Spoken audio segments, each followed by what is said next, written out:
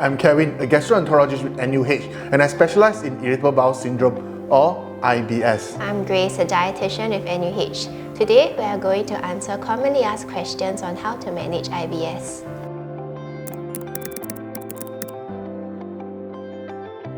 Certainly, food can be a trigger for some people with IBS, but the specific food triggers can vary from person to person. What may be a food trigger for you may not be a food trigger for another patient. The food triggers may also change over time, which means that this particular food can trigger IBS symptom for you now, but may not be in the future. In our local population, what are the most common kind of food triggers? I think spicy food is a very common food trigger. Yes, people in our population like spicy food, but also I think oily food. I think it's very tasty, but also it tends to cause quite a lot of bloating and indigestion and diarrhea.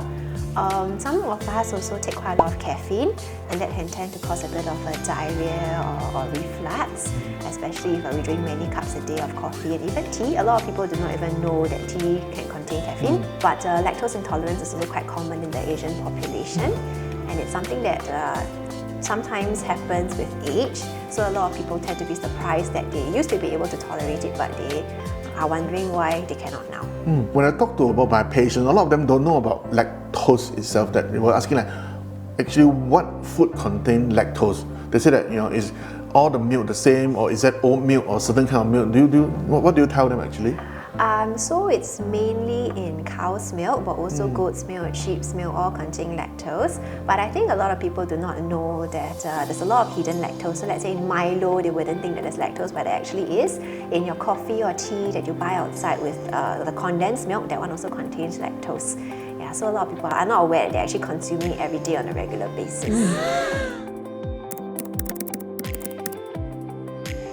So Grace, a lot of people ask us about gluten-free diet for IBS. What is your view about that? So patients should not avoid gluten in their diet unless they have celiac disease. So if they suspect that they don't tolerate gluten, they should always approach their doctor to go for a test to rule out celiac disease. A lot of patients actually are sensitive to fructans, which are commonly found in gluten-containing foods like bread and barley and oats, and it's more of the fructans that are causing the symptoms rather than the gluten. But if it's the fructans, we will actually go through it in the low FODMAP diet, which we'll discuss later.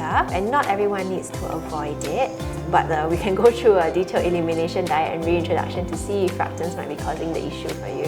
I think it's very important to stress again that gluten-free diet is really for patients with celiac disease, not IBS. That might be patients with what we call sensitive to gluten, but you really need to talk to your doctors and dietitian about this. Am I right?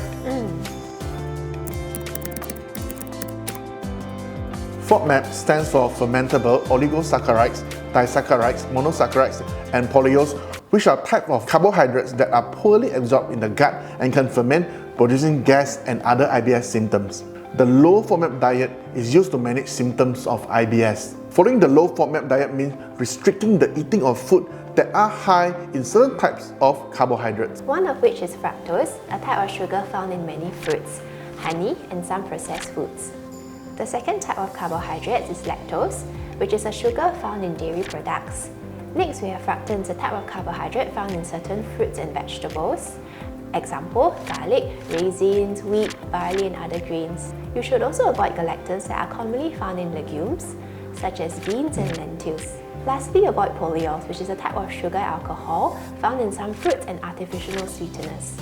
The low FODMAP diet is typically followed for a period of 4 to 6 weeks, and then the restricted foods are gradually reintroduced to identify specific triggers for your IBS symptoms. It is important to note that the low FODMAP diet should only be followed under the guidance of a dietitian, and it's not meant to be a long-term diet.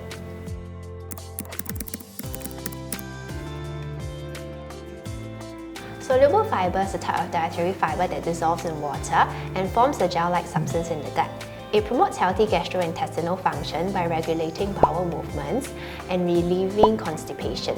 Eating foods high in soluble fiber, such as oats, barley, fruits and vegetables, can help to add bulk to the stool and soften it, making it easier to pass.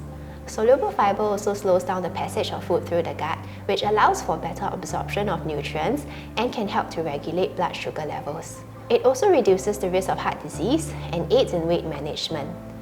It is important to increase soluble fiber intake gradually and drink plenty of water to avoid any potential side effects such as gas, bloating and cramping. Your dietitian can play an important role in the management of your IBS. Your dietitian will review your dietary habits and provide recommendations on how to modify your diet to make it healthy and balanced, and provide advice on the type of high-fat foods, dairy products, spicy foods and caffeine-rich drinks to avoid, and on how you can increase your consumption of dietary fiber, especially soluble fiber. Your dietitian will also work with you on how to start specific diets such as a low FODMAP diet if necessary.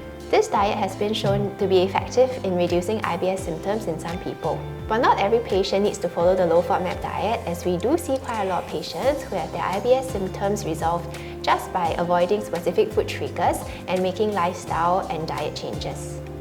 Together with other members of your care team, such as your gastroenterologist, psychologist, your dietitian will develop a comprehensive management plan for you. It is important to note that every person's experience with IBS is unique, and a dietitian should be consulted for personalized dietary recommendations.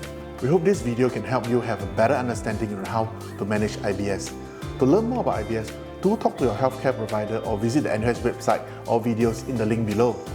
Thank you and bye!